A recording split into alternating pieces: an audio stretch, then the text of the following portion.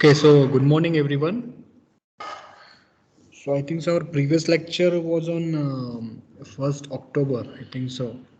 Okay, and I will just tell कि in first phase we have discussed some basics of ETABS. Okay, मतलब बहुत ही easy था जहाँ पे हमने सबसे पहले सीखा कि क्विक टेम्पलेट्स में क्या होता है, grid dimension, story, then units कैसे डिफाइन किए जाते हैं, 3D कैसे रोटेट किया जाता है, मतलब आई एम जस्ट सेइंग कि टूल्स कैसे हमने यूज़ किए, डिफाइन हो या फिर वहाँ पे लेफ्ट साइड में quick draw column, quick draw beam, quick draw slab, wall, and as well as we have also seen some examples related to RCC buildings, and I think so frame structure भी देखे थे.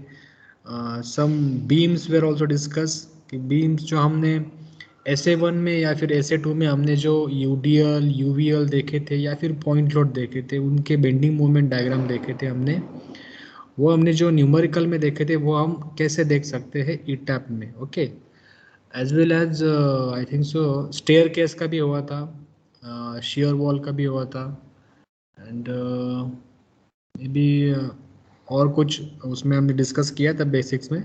Okay, which was necessary because basics was necessary to advance, to study, to learn advance ETAPS. मतलब अब इस phase 2 में हम क्या करेंगे, I will just tell in short कि इस फेज 2 में हम डिस्कस करेंगे related to tall buildings. Okay, मतलब G+20 या फिर जो हमारा स्ट्रक्चर होगा उसमें अलग अलग स्टोरीज पे अलग अलग बीम कैसे होते हैं. ओके, कैसे वो डिफाइन किए जाते हैं वो हम सीखेंगे.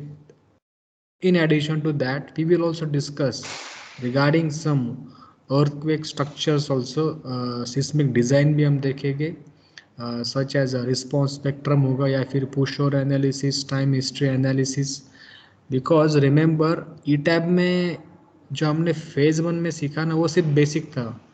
आफ्टर ऑल ये जो एडवांस है ना, यही वर्क चलता है एक्चुअली जो हमारा कंस्ट्रक्शन में होता है या फिर हम डिज़ाइन में करते हैं. ओके, इट डिपेंड्स कि आप कहाँ पे काम करते हो. अगर आप सिर्फ क्या कहते हैं तहसील लेवल या फिर तालुका लेवल में काम कर रहे हो तो वहाँ पे ऑब्वियसली जो बिल्डिंग्स की हाइट होगी कम से कम G+7 या G+10 होगी. But if you are going toward metropolitan cities, then there may be sites which are having G+20, G+30.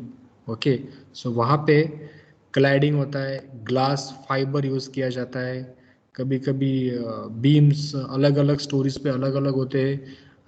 Basic क्या है इसमें कि बेस से टॉप तक हमेशा एक ही बीम नहीं रहता, राइट, या फिर एक ही कॉलम नहीं रहता, थिकनेस कम हो जाता है.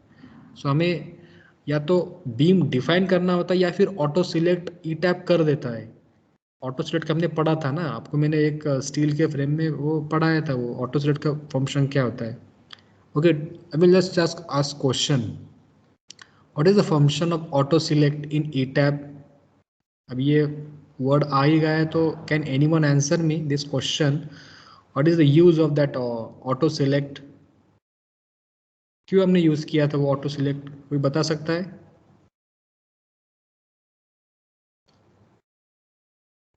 शेयर वॉल फाइंड करने के लिए. नहीं नहीं नहीं, शेयर वॉल नहीं. सर डायरेक्टली उसमें सब फाइंड किया जाता है ना, डायरेक्टली ऑटोमेटिक सेलेक्ट होता है ना, अपने इसके लिए सूटेबल है सर बीम कॉलम. ऑटो में ऑटोमेटिक सिलेक्ट होता है, लेकिन आपने बाद में क्या बोला, सूटेबल क्या बोला, वो शेयर वॉल का वो नाम मत लो. शेयर वॉल मतलब इसका कोई रिलेशन ही नहीं है. ऑटो सिलेक्ट का क्या होता है कि हम कुछ बीम्स डिफाइन करते हैं, लेट्स से 5 बीम्स होते हैं, 6 बीम्स होते हैं. ETAP क्या करता है उसमें कि जो सूटेबल बीम है, जो इकोनॉमिकल बीम है, वो बराबर उस सेक्शन में वो लगा देता है. इवन दो हमने 6 बीम डिफाइन किए होते हैं तो ऑटो सिलेक्ट यूज़ करके हम वो ETAP हमें बता देता है by analysis and by checking and by designing, वो एक पर्टिकुलर बीम हमें बता देता है कि आप यहाँ पे यही यूज़ करना. ओके, then actually अभी इस एडवांस में हम देखेंगे, I will just tell in short, मैंने मैसेज भी पोस्ट किया था। सबसे इम्पोर्टेंट चीज़ है ना वो अर्थक्वेक का ही है, सिस्मिक डिज़ाइन का भी है। 2-3 लाइव प्रोजेक्ट भी हम डिस्कस करेंगे। ओके, जो लगभग 1 या 3 घंटे के होते हैं उसे हम डिवाइड करेंगे, और मे भी शायद अभी दिवाली भी है, हम देखेंगे लेक्चर हम कितना देर तक रख सकते हैं। Because I will just say कि ये जब पूरा फेज 2 है, मे बी 20 नवंबर तक होगा। ओके, 20 नवंबर तक होगा। तब तक हमारा सब सिलेबस जो हमें चाहिए ई टैब में, जो रिक्वायरमेंट होता है कि साइट पे या फिर कंपनी में जाके कौन से प्रोजेक्ट देखने पड़ेंगे या फिर क्वेश्चंस क्या क्या करेंगे, and along with that I will provide you notes also. मैंने एक नोट्स भी पोस्ट किया था, मैंने वो बहुत मतलब छोटा ही पोस्ट किया था, उसे मैं फिर से और कुछ स्कैन करके पोस्ट कर देता हूँ। और एक नोट्स है मेरे पास जो मैंने क्लास के वक्त लिया था, ई टैब्स 15 वर्जन का है, बट एट द एंड सब सेम ही, कमांड का फंक्शन जो होता है, उनके एप्लीकेशन होते हैं, सब सेम ही है उसमें। ओके, सो आई होप कि आपने इस मतलब गैप में वीडियोस देखे होंगे या फिर नोट्स पढ़े होंगे उसमें। बिकॉज सबसे इम्पोर्टेंट चीज़ क्या है कि प्रैक्टिस इज़ इम्पोर्टेंट। आपने अगर प्रैक्टिस की होगी रेगुलरली, तो आपको आज का लेक्चर भी अच्छे से समझ में आएगा कि what we are going to discuss today. Okay, मैं आपको सिर्फ एक स्क्रीन दिखा देता हूँ, मतलब एक इमेज दिखा देता हूँ, स्क्रीन शेयर करता हूँ मैं आपके साथ, एंड आई होप कि यू विल आंसर मी कि कौन सा स्टेप्स हमें अभी जाना चाहिए अभी। Okay, so all of you please first of all open the ETAB software in their own laptop. अगर किसी के पास मोबाइल में अगर वो सुन रहा है तो बाद में अपने काम होने के बाद या फिर लैपटॉप मिलने के बाद भी प्रैक्टिस करें। Because I am again repeating कि ईटैप के लिए practice is very important. Lecture देखने से या फिर लेक्चर में आंसर करने से समझ में नहीं आएगा, प्रैक्टिस करो इसका। Okay,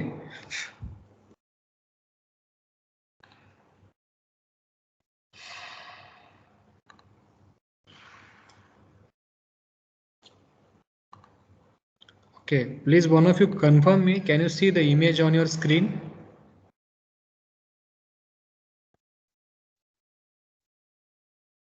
Yes. Yes.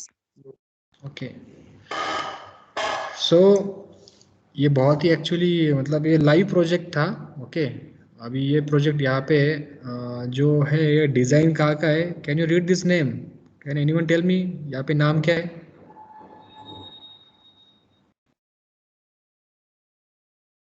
Come on answer fast. अरे यहाँ पे नाम क्या है इस सिटी का?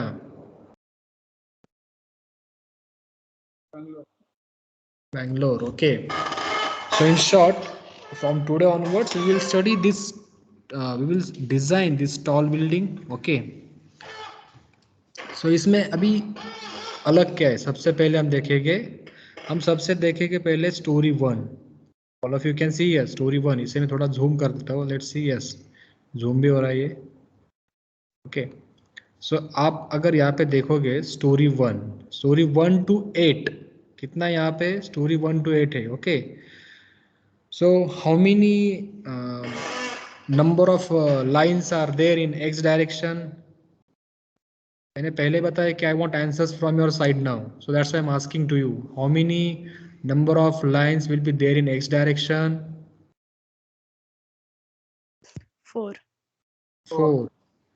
Next question, y में कितना रहेगा? Obviously then again कितना होगा y डायरेक्शन में? 4.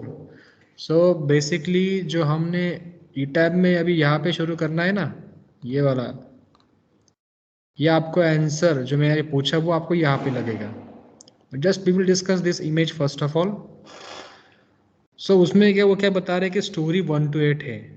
ओके, उसमें डेड लोड कितना है? 2 किलोन्यूटन पर मीटर स्क्वायर, और लाइव लोड कितना है? 5 kilonewton per metre square. Okay, then spacing कितना है इसमें? 6 मीटर, यहाँ पे 6, यहाँ पे 6, और ये वाला पे 6 6 6। so therefore this total grid is having dimension of 18 by 18 meter, right? so ये हो गया पहला हमारा स्टोरी 1 to 8। सिमिलरली हम अभी ये डिस्कस करेंगे 9 to 14। ओके, ये वाला पोर्शन। ओके, सो इसमें अब देखना है ये स्टोरीज, इसमें क्या चीज़ है कि स्टोरी 9 to 14 में यहाँ पे कॉलम नहीं है, यहाँ पे बीम नहीं है, स्लैब नहीं है, यहाँ पे कॉलम बीम नहीं, स्लैब नहीं है। सो ऐसा कुछ तो यहाँ पे उन्होंने कॉन्फ़िगरेशन किया है सिर्फ स्टोरी 9 to 14 में। डेड लोड कितना है उसमें 2 है, लाइव लोड कितना है उसमें 4.5 है। ओके, अगेन उसका डायमेंशन कितना है यहाँ पे 6 एंड यहाँ पे फिर से 18, मतलब 18/18, मतलब लगभग वो सेम ही है, 18/18 है। ओके, ये हो गया 9 to 14। उसके बाद अब ये प्लस साइन में आपको दिख रहा है, ये स्टोरी कौन से फ्लोर से कौन से फ्लोर तक है, 15 से 19 तक है। And how much dead load is there on that, 2 kilonewton per meter square. Live load is how much, 4 kilonewton per meter square. Okay, so again if you talking, यहाँ पे बीम, यहाँ पे कॉलम नहीं है, यहाँ पे बीम नहीं है, same goes for this 3 remaining 3। Okay, ये भी अगेन 18/18 है। और ये हमारा लास्ट वाला स्टोरीज है जो हमारा 20 से 23 तक है। ओके, यहाँ पे सिर्फ इस पोर्शन में ही स्लैब है, बीम है और कॉलम है, बाकी सब जगहों पे ब्लैंक है वहाँ पे। And again talking about the dead load and live load, dead load is how much here, 2 kilonewton per meter square. Live load is how much here, 3.5 kilonewton per meter square. Okay, again story dimension and sorry grid dimension how much, 6 यहाँ पे फिर से वो 18/80 metre का ही है। Okay, so this was regarding the stories. यहाँ पे मैंने आपको बोला था फेज 1 में, इफ़ यू रिमेंबर, कि अलग अलग स्टोरीज डिफाइन कैसे करते, अलग अलग स्टोरीज में बीम कॉलम कैसे डिफाइन किया जाता है, ये बहुत ही इंपॉर्टेंट है। एंड आई एम श्योर कि ये क्वेश्चन रहता ही आपके इंटरव्यू में, कि आपको ऐसा ही न्यूमेरिकल दिया जाता है, ऐसा ही प्रॉब्लम दिया जाता है कि हर स्टोरी पे सेम बीम कॉलम नहीं होता, या फिर G+20 अगर हो तो पूरा 20 स्टोरीज सेम नहीं होता, उसमें 10 में अलग हो गए और रिमेनिंग 10 में बीम कॉलम स्लैब अलग होगी वहाँ पे। ओके, सो ये चीज़ भी आपको मतलब सीखनी चाहिए। सो दैट्स वाई ये आप ध्यान से पढ़ो आज, मतलब ध्यान से सुनो कि क्या किया जा रहा है। Okay, then talking about now beams and columns, that means regarding the materials, frame sections। तो यहाँ पे कॉलम की बात कर रहे हैं वो, ये बीम्स के कॉलम, बीम्स की बात कर रहे हैं। सो इन्होंने क्या किया कि इन्होंने हमें रेकमेंड किया कि आप 3 साइजेस के कॉलम यूज़ करिए। ओके, 500/500, उसके बाद 550/550, देन 600/600। सिमिलरली बीम्स के बारे में भी बता रहे हैं कि 3 यूज़ करिए आप यहाँ पे। और इन कॉलम बीम्स में मटेरियल यूज़ करना है M40 कंक्रीट का। ओके, सो यहाँ पे आपने मेंशन किया था, सॉरी हमने डिस्कस किया था पहले कि use auto select. So obviously ETAB in column में से एक कॉलम में बता देगा कि स्टोरी 1 में और स्टोरी 23 में हमने कौन सा कॉलम लगाना है। या हमें डिफाइन करने की कोई ज़रूरत नहीं, हम डिफाइन मतलब हमें लगाने की वहाँ पे ज़रूरत नहीं, ये टैब बराबर एनालिसिस और डिज़ाइन करके हमें बता देगा कि स्टोरी 1 पे आप यहाँ पे स्टोरी 1 पे आप कॉलम लगा दो 600/600, और ऑब्वियसली स्टोरी 23 पे हेवी लोड नहीं लगेगा, हेवी कॉलम नहीं रहेगा वहाँ पे, कम साइज़ का ही रहेगा 500/500। Similarly this concept goes for beams also. जो बेस पे होगा या फिर जो स्टोरी 1 पे 2 पे होगा वहाँ पे कॉलम ज़्यादा साइज़ का रहेगा 600/400, एंड ऑब्वियसली 23 या 2021 में 500/300 होगा। ये चीज़ प्रूवन हो जाएगी हमारे जब डिज़ाइन पूरा हो जाएगा ना, तब ये प्रूव हो जाएगी वहाँ पे। So that's why we have to use which one command, auto select. Okay, हम ये यूज़ करेंगे, don't worry about it. Then we were talking about this material, we have to define material M40 concrete, then steel, sorry rebar के बारे में बात करते हैं, because this is a reinforced concrete structure. Okay, so we have to use rebar, and they have used your HYSD 500 and mile 250 rebar. So HYSD 500 is for what purpose and mile 250 is for what purpose? Can anyone answer here? Where we have used this HYSD 500, what is the function of HYSD 500? कौन इसका answer दे सकता है? Yes, answer fast.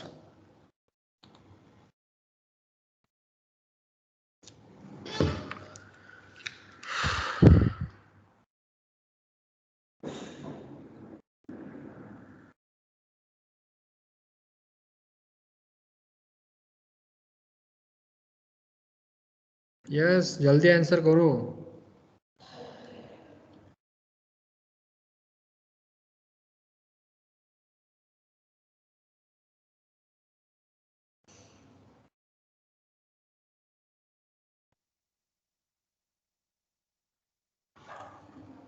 अरे ये बार कितनी बार हो चुका है, हमने कितने बार डिस्कस किया। यस, साई प्रकाश, संज्ञोता, शिवाजी, मीनल, माधवी। कहाँ जो पे है यूज होगा? For height करते 250. हैं और कॉलम में जो रेनफोर्समेंट होती है वहाँ पे 500 करते हैं, हा ठीक ट्वेल्व आहे, टू 500. कॉलम मध्ये रेनफोर्समेंट केली, मग आपण HYSD 500 कशासाठी वापरतो? आपण लॉंगिट्युडनलला वापरतो का टाईजला वापरतो? लॉन्जिट्यूडिनल. हा, आणि माइल 250 कशाला वापरणार? मग तो कमी ग्रेड झाला, बरोबर. मग तो कुठे वापरणार? मग टाईजला. असा आन्सर द्या बाळांनो. Just wait. Okay, I will.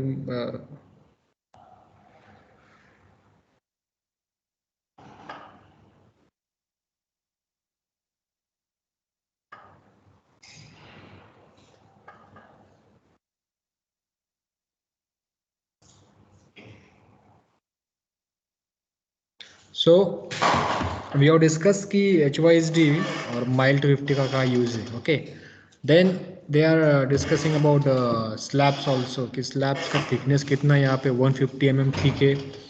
And उसमें मटेरियल डिफाइन कौन सा किया है? M40. ओके, देन नीचे क्या है यहाँ पे? Auto draw cladding.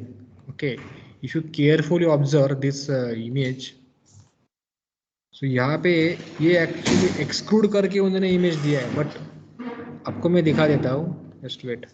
ये वाला स्क्वायर जो पोर्शन है ना, ओके, ये जो बिल्डिंग है ना, यहाँ पे आइदर ऑटो क्लैडिंग का मीनिंग क्या होता है कि यहाँ पे आइदर वो यूज़ कर रहे हैं ग्लास या फिर फाइबर, या फिर जो कुछ भी हम कमर्शियल बिल्डिंग में यूज़ करते हैं रैदर देन इन ब्रिक्स और ब्लॉक्स, वो उन्होंने वहाँ पे यूज़ किया है. सो उसका उन्होंने बताया कि ऑटो ड्रॉ क्लैडिंग होगा, और उस क्लैडिंग लोड का वेट कितना होगा? 0.2 किलो न्यूटन पर मीटर. ओके, 0.2 किलो न्यूटन पर मीटर. ये भी हम डिफाइन करेंगे उसमें, जब हम डेड लोड, लाइव लोड और ये क्लैडिंग लोड हम वहाँ पे डिफाइन करेंगे. ओके, लोड पैटर्न में जाके वहाँ पे हम देखेंगे लोड कॉम्बिनेशंस में. एंड विंड लोड के बारे में बता रहे कि consider the parameters in Bangalore. So this structure was situated in Bangalore city. So वो वही का एक्चुअली प्रॉब्लम है. ओके, ये सब डायमेंशंस उन्हीं के हैं. ओके, सो इसमें हमें शुरुआत क्या करनी है कि एनालिसिस प्लस डिज़ाइन करना है हमें. एंड ऑल्सो हमें बताना है कि इसमें ऑटो सिलेक्ट करके बीम कॉलम कौन से आएंगे, उसमें बार्स या फिर जो डिज़ाइन हम करेंगे IS 456 से. ओके, स्पेसिंग कितना आएगा, AST कितना आएगा, ये सब चीज़ें रिपोर्ट जनरेट हो जाती है. As well as if you want analysis में आप बेंडिंग मूवमेंट डायग्राम हो या फिर शेयर फोर्स हो, एंड डिफ्लेक्शन का भी हमने देखा था ना, वो भी हम देख सकते हैं. एनिमेशन पार्ट था वो. Okay, I will just suggest कि आप ये शुरू करने से पहले एक बार जो हमने फेज 1 में किया था उसका भी रिवीजन कीजिए, बिकॉज वो रिवीजन इम्पोर्टेंट है. एंड अगर किसी ने डेली प्रैक्टिस किया होगा तो it is very good. Okay, so now again let me ask you, आपको ये प्रॉब्लम पूरा समझ में आया है क्या? से यस और no? Yes. Okay, yes sir. So बहुत ही इजी है. Okay, so today what we are going to do, हम यहाँ पे डिस्कस करेंगे regarding similar storeys. Okay, and after that सब सेक्शन आपको पता ही है कि मटेरियल डिफाइन करते, सेक्शन डिफाइन करते. ओके, बट सेक्शन डिफाइन जब करेंगे ना, तब उसमें सेक्शन सिमिलर स्टोरीज पे कैसे लगाते हैं वो स्टेप बहुत ही ईजी, वो भी हम देखेंगे. और ये नोट डाउन कीजिए. ओके, कैसे हमने किया. सो all of you again reply में कि आपको यहाँ पे ई टैब का विंडो दिख रहा है ना? Yes.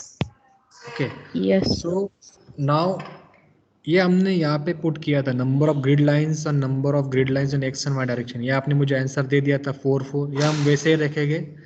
Now I want answer from your side. Spacing of grids in x direction कितना आंसर होगा? ये इमेज देखना, यहाँ पे कितना स्पेसिंग होगा इसमें? 6. Yes 6 correct. सो यहाँ पे 6 कर देना, यहाँ पे भी 6 कर देना। ओके देन फिलहाल हम ये पे कस्टम ग्रिड स्पेसिंग में जाएंगे, because if you carefully observe वो सिमेट्रिक ग्रिड डायमेंशन है, 18/18 का है, मतलब 6/6 का हमें दिख रहा है क्लियरली। ओके सो इसमें हमने क्लिक करेंगे, या हमने यूनिफॉर्म ग्रिड स्पेसिंग बता दिया। सिंपल स्टोरी डेटा में जाके क्या चेक करना है अभी, number of stories. Number of stories कितना है, अगेन अभी आंसर कीजिए कितना नंबर ऑफ स्टोरीज। यहाँ से 1 to 8 है, 9 to 14 है, 15 to 19 है, एंड 20 to कितना आंसर लास्ट फिर 23। सो यहाँ पे कितना करना है आपको 23। लेट्स से कि यहाँ पे उन्होंने प्रॉब्लम में डिफाइन नहीं किया है कि टिपिकल स्टोरी हाइट कितना है, बॉटम स्टोरी हाइट कितना है। सो हम इस दो चीज़ों को हम वैसे ही रखेंगे, typical story height and bottom story हम वैसे ही रखेंगे। ओके देन जो आपको अभी कमांड यूज करना है इस प्रॉब्लम के लिए, वो सबसे इंपॉर्टेंट कौन सा है, custom storey data. Okay remember which one, custom storey data. So इसको आपको क्लिक करना है कस्टम स्टोरी डेटा पे। ओके ये चीज़ें ऊपर की वैसे ही रहेगी। ओके उसे आप मतलब ऐसा मत होना कि ये कहाँ पे गई। देन एडिट स्टोरी डेटा पे जाना है। Okay so as you can see we have define base and we have also told E tab की स्टोरी कितना है हमारा 23। सो यहाँ पे 23 आ गया, उन्होंने हेड भी बता दिया, एलिवेशन भी आ गया। लेकिन मास्टर स्टोरी का मीनिंग क्या होता है ये आप ध्यान में रखो। मास्टर स्टोरी मतलब क्या होता है कि जो ऐसे स्ट्रक्चर का स्टोरी 1, ओके स्टोरी 1 जहाँ पे शुरू हुआ वो, और ये स्टोरी 23 है उसका फाइनल कौन सा यहाँ पे 23 है। लेकिन if you carefully observe from this image, story 1 से लेके 8 तक, मतलब स्टोरी 1 से लेकर 8 तक ऐसा ही कॉन्फ़िगरेशन, ऐसा ही डायग्राम रहेगा। ओके सो आपको यहाँ पे पता है क्या करना होता है कि आपको ई टैप को बताना होता है कि 1 2 3 4 5 6 7 8 यहाँ पे आ गया। सो स्टोरी 1 से लेकर 8 तक अगर सेम है तो स्टोरी 1 से लेकर 7 तक उनके लिए मास्टर स्टोरी रहेगा स्टोरी 8। सो यहाँ पे स्टोरी 8 को नो के बजाय आपको करना होगा यस। ओके एंड आपको बताना होगा कि ये स्टोरी 7 जो है ये स्टोरी 23 के सिमिलर नहीं है, ये सिमिलर है स्टोरी 8 के। सो आपको यहाँ पे क्लिक करना होगा स्टोरी 8।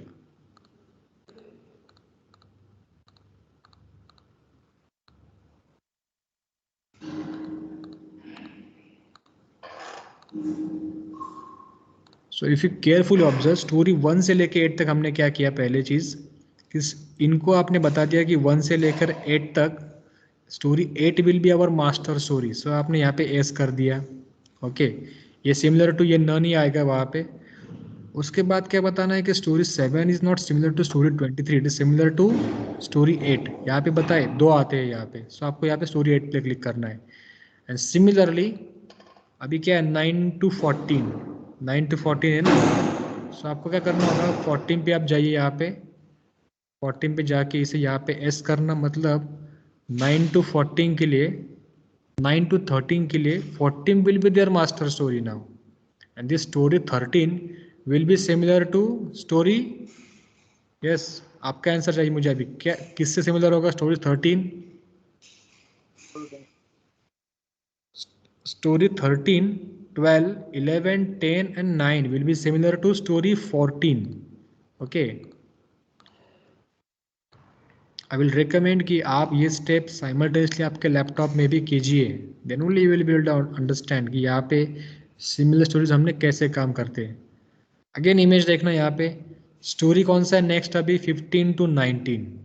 सो यहाँ पे क्लिक करो 15 to 19 पे, 19 है ना यहाँ पे। सो 19 तो यहाँ पे आपको बताना है कि 15 से 18 के लिए वो रहेगी हमारी master story. So E tab को बताओ कि 19 हमारा है master story, yes and this 18 is similar to story 19।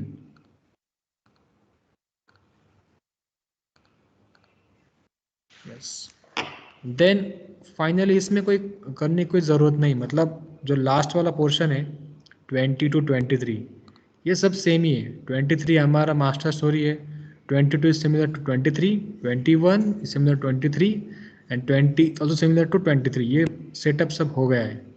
Now just tell me, have you understood what I have done in similar story data? वहाँ पे मैंने कैसे काम किया, आपको सबको समझ में आया क्या? From 1 to 18, 9 to 14, 15 to 19 and 20 to 23. Say yes or no? Yes. Yes. Okay. So उसके बाद ये सब काम हो गया, then click on okay. So यहाँ पे ग्रिड ही रखना है. यहाँ पे हम ना blank, tilt, stagger truss, flat slab इसके बारे में डिस्कस नहीं कर रहे. हम अभी ग्रिड ही डिस्कस कर रहे, because we are working on some just basic problem और just simple problem. Okay, click on okay.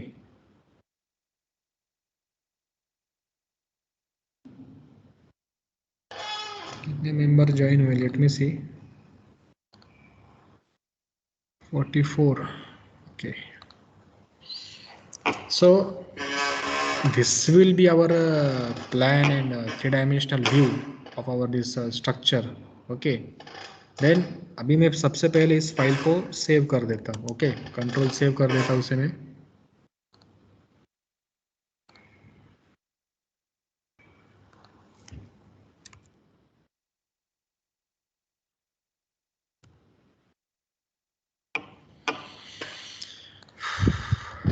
सो ये अभी फाइल सेव करने के बाद ओके, अभी हमने अब तक सिर्फ प्लान और 3D बनाया है. उसमें हमने अब तक मटेरियल या फिर frame section, slab section, auto cladding ये हमने बताया नहीं अभी तक उसमें. ओके, सो भी एक एक चीज़ करेंगे हम. ओके, सो ये सब आने के बाद ये इसमें क्या है नहीं, ये सिमिलर और स्टोरेज रखिए. कंस्ट्रक्शन यूनिट आपको करना है तो करिए यहाँ पे मीटर में करके. फोर्सेज जो लगे कि किलोन्यूटन में होगा, temperature. Okay, then material define करना है. डिफाइन में जाइए, मटेरियल प्रॉपर्टीज़ में जाइए. Okay, then add new material कीजिए. यहाँ पे रीजन आपका कौन सा है? यूनाइटेड स्टेट्स नहीं है तो आपको इंडिया देखना है. स्टील नहीं है आपका कंक्रीट है. आपने ग्रेड कौन सा लिया है? M40. सो यहाँ पे ओके क्लिक कर दो. ये सब उसकी प्रॉपर्टीज आ जाएगी यहाँ पे and then click on okay. Then again add new material पे जाना. रिबार आपको बताना है, सो रिबार पे क्लिक करो. अपने HYSD 500 लेना है and again add new material में जाके HYSD माइल्ड ग्रेड 250 लेना है. Okay, and click on okay. So I will just tell you one more important thing, because ये मैंने पढ़ी थी, देखी थी वीडियोस में या फिर इसमें भी देखा था मैंने, कि सपोज कभी कभी क्या होता है कि आपको जो कंक्रीट होगा M30, M35, 40, 25, 20, आपको वो कंक्रीट नहीं यूज़ करना है. अभी प्रोजेक्ट में क्या हो रहा है कि कुछ बी के स्टूडेंट्स प्रोजेक्ट कर रहे हैं फाइबर रेनफोर्स कंक्रीट पे या फिर फ्लाई ऐश पे कुछ, तो वो काम कर रहे हैं इससे. So if you are having some mixed design of that particular concrete, कौन सा ये concrete, सो आपको क्या करना होता है? मॉडिफाई शो में जाओ. ओके, 4000 PSI पे क्लिक करो, मतलब कहीं पे भी क्लिक कर सकते हो और उसे मॉडिफाई करो. मॉडिफाई मतलब आपको यहाँ पे नाम देना होगा. सपोज मैंने अभी नाम दिया FRC, fibre reinforce concrete. Material type कौन सा है मेरा? कॉन्क्रीट है अभी. आइसोट्रोपिक, मॉडिफाई एंड देन जो आपने मिक्स डिज़ाइन करके weight per unit volume calculate किया, mass per unit volume calculate किया, अलॉन्ग विद दैट EUAG जो भी इसमें आपने डिफाइन किया, कैलकुलेशन किया होगा, वो आपको यहाँ पे पुट करना होता है. एंड एज वेल एज हमेशा याद रखना, डिज़ाइन प्रॉपर्टी डाटा पे क्लिक करके ये चीज़ें भी आपको बतानी होती है. Concrete cube compressive strength FCK for 28 days, ये आपको यहाँ पे पुट करना होता है. जो भी उसका वैल्यू आया होगा यहाँ पे पुट करके यहाँ पे ओके कर दो. मतलब मैं क्या बता रहा हूँ आपको कि जैसे कोई बी का प्रोजेक्ट अभी कोई कर रहा होगा यहाँ पे आपके अलग अलग कॉलेजेस में, if you are working something on different concrete other than this M40 और M30, 35, and if you are getting this all values of weight per unit volume, mass per unit volume, and as well as that compressive strength for 28 days, you can also define that concrete in E tab. Okay, remember, ऐसा नहीं है कि जो हम को दिया गया ई tab में हम उसी पे काम करना है। जो हम खुद रियलिस्टिक में काम करते हैं उसके अगर हमें प्रॉपर्टीज पता हो तो हमको सिर्फ यहाँ पे वो पुट करना है, और यहाँ पे हमें वो पुट करके फिर मटेरियल में हमें वो लगा देना है, बस यही करना होता है। ये क्यों बता रहा हूँ, बिकॉज आप कंपैरिजन के लिए आप देख सकते हो, मतलब आपको अगर कंपेयर करना होगा ना M30 and as well as if you are comparing M30 grade of concrete structure with some fiber reinforced concrete structure, ये आपको प्रोजेक्ट में बहुत हेल्पफुल होगा, इसलिए मैंने वो चीज़ बताई आपको। ओके, सो ये चीज़ भी आप अगर बी के स्टूडेंट्स इसमें है तो वो भी ये चीज़ नोट डाउन कर सकते हैं कि ऐसा भी कंपैरिजन हो सकता है। इसमें हम वही करते हैं प्रोजेक्ट में ना, कन्वेंशनल को हम कंपेयर करते कुछ एडवांस स्टडीज से, फिर उसमें से हम ऑब्जेक्टिव कंक्लूजन डिफाइन करते हैं उसके बाद। ओके, ग्राफिकल और फिर टेबल ड्रॉ करके। ओके, तो आपको भी वही करना है, मतलब ये हम इसमें अभी डिस्कस नहीं करेंगे। हमारा मॉडल यहाँ पे आ गया M40 HYSD and mild 250। Okay, so यहाँ पे ओके पे क्लिक करो। Okay, so let me ask you, have you understood all this steps? आपको सबको समझ में आया क्या? 47 इससे yes or no? Yes. Yes. Then now we will define section properties. Okay, section properties में जाके आपको पहले तो बीम कॉलम बताना होगा ई टैब को, देन फ्रेम सेक्शन पे क्लिक करो। Okay, then add a new property. Okay, the concrete rectangular रहेगा, रेक्टेंगुलर शेप पे आपको क्लिक करना है। Okay, so now according to this image we will start with columns. So आपको पहले ये कॉलम डिफाइन करने होंगे। ओके, सो कॉलम कौन कौन से 500 by 500, then 550 by 550। Okay, then 600 by 600।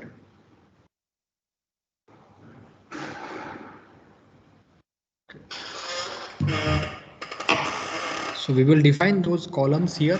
क्या करो कि सिंपल रखो, ऐसा कॉलम नाम दे दो। ओके, 500 बाय 500 का है पहले ना, 500 बाय 500। मटेरियल डिफाइन करो M40। ये बाकी सब चीज़ें आपको पता है कैसी करनी है। कॉलम के बारे में बता रहा तो उसको बता दो कि लॉन्गिट्यूडनल बार में हम यूज़ करेंगे HYSD, कन्फाइनमेंट बार या फिर टाइज रहेगा हमारा mild 250, and keep all this thing as it is. If you want you can change. Okay, ये आपको अगर ये बाय डिफ़ॉल्ट आ जाती है ये चीज़ें सब, कन्फाइनमेंट बार, लॉन्गिट्यूडनल बार। और हालांकि हम यहाँ पे सिर्फ रेक्टेंगुलर कॉलम ही डिस्कस करें, सर्कुलर के बारे में हम डिस्कस नहीं कर रहे, सब आपको रेक्टेंगुलर रखना है। और यहाँ पे हमेशा reinforcement is to be design. Okay, ये इसको टाइम डिजाइन रखना है यहाँ पे column. Then click on okay, यहाँ पे कॉलम आ गया। क्या करो, इस पे क्लिक करो, कॉलम 500 पे 500 पे ऐड कॉपी ऑफ प्रॉपर्टी करो। I am saying add copy of property. So सिर्फ क्या करना है अभी, कॉलम 550 बाय 550, M40 वैसे ही रहेगा। ओके, यहाँ पे मॉडिफाई शोर जार में आपको वही मिलेगा, बिकॉज हमने सिर्फ ऐड कॉपी की है, सिर्फ हमें नाम चेंज करना और डायमेंशन चेंज करना होता है। Okay, again add copy property करो, column I think sir last वाला कॉलम कितना है, 600 बाय 600।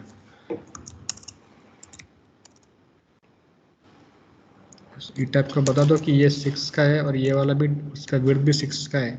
ये चीज़ें भी सेम रहेगी, वहाँ पे कुछ जाने की ज़रूरत भी नहीं है, but just I am showing कि ऐड कॉपी प्रॉपर्टी करने के बाद भी ये प्रॉपर्टीज वही रहेगी। ओके, तो ये हो गया हमारे 3 columns, right. Again add new करो, बीम का काम करना है। बीम कौन सा यहाँ पे 500 बाय 300। सो बीम को नाम देते 500 बाय 300। मटेरियल बता दो यहाँ पे M40, whose depth is 5 and width is 3। Then यहाँ पे जाओ, फ्रेम सेक्शन प्रॉपर्टी, बीम के बारे में बताओ कि लॉन्गिट्यूडल बार यूज करें HYSD और कन्फाइनमेंट बार है mild 250। Okay, then click on okay. Then यहाँ पे फिर से ओके पे क्लिक करो। अगेन यहाँ पे बीम पे क्लिक करके रखो, ऐड कॉपी प्रॉपर्टी करना है और बताना ये टैब को कि दूसरा हमारा बीम कौन सा है, 550/350, 550/350। बाकी सब चीज़ें वही रहेगी। ओके, सेक्शन डायमेंशन चेंज करो, इसमें आपको फिर से दिखा देता हूँ मैं, बीम का वही रहेगा वहाँ पे। ओके पे क्लिक करो, यहाँ पे again okay, add copy property करो फिर से, बिकॉज एक लास्ट वाला बीम बचा है, उसका साइज कितना है यहाँ पे 600/400, 600/400। तो इसको ये टैब को फिर से 6 डायमेंशन बता दो, सेक्शन डायमेंशन। फिर से वो आपको दिखा देता हूँ कि ये चीज़ें वही रहेगी same. Click on okay, then again okay.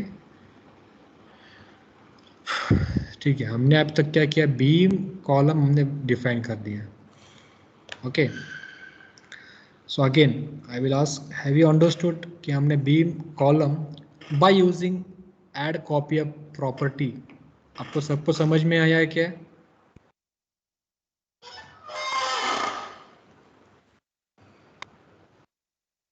Yes sir.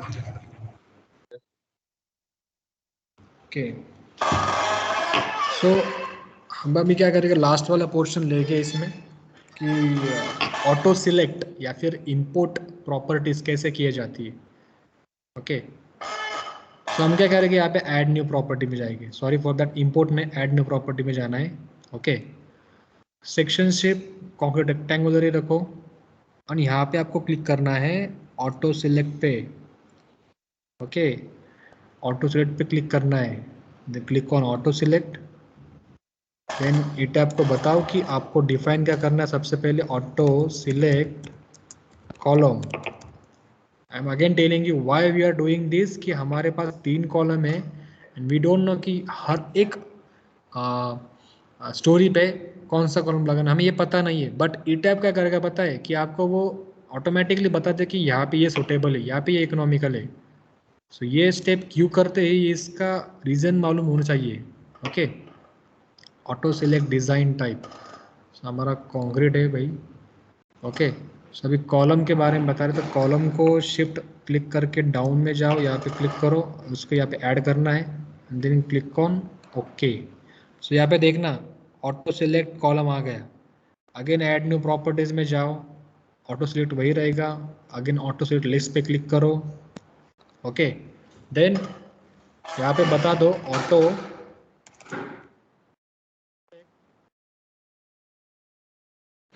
Material कौन सा हमारा कंक्रीट है। देन कंक्रीट करने के बाद इफ़ यू केयरफुली ऑब्जर्व, यहाँ पे वो जो हमने बीम डिफाइन किए ना या फिर कॉलम डिफाइन किए ना, वही आ जाते हैं यहाँ पे। सो ऐड कर दो यहाँ पे बीम, बीम यहाँ पे आ गए, click on okay. So therefore auto select beam and auto select column यहाँ पे आ गए हैं, then click on okay.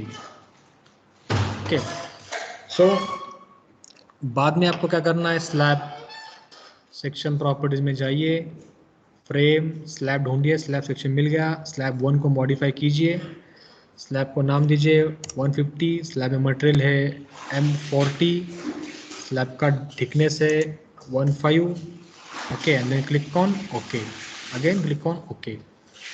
So therefore in this lecture today we have learned regarding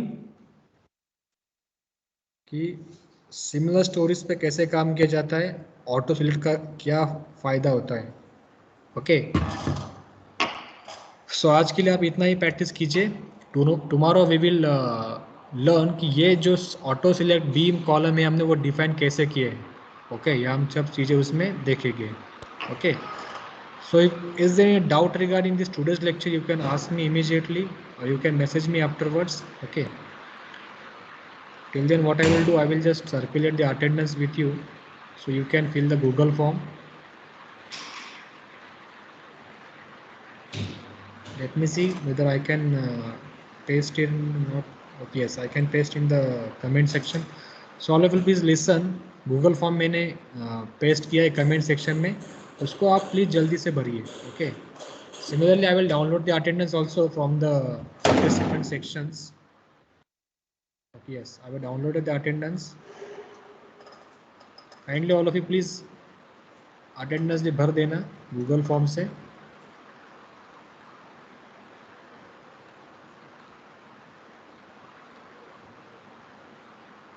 किसी को अगर कोई डाउट हो तो पूछ सकता है. ओके, लेक्चर चल रहा है अभी. और साइमल्टेनियसली प्रैक्टिस भी कीजिए डेली, बिकॉज ये एडवांस सेशन बहुत ही मतलब इसमें हम डिस्कस करने वाले बहुत चीज़ें. सो प्रैक्टिस करना, बेसिक से भी शुरू कर सकते हैं आप फिर से वीडियोस देख देख के. ओके.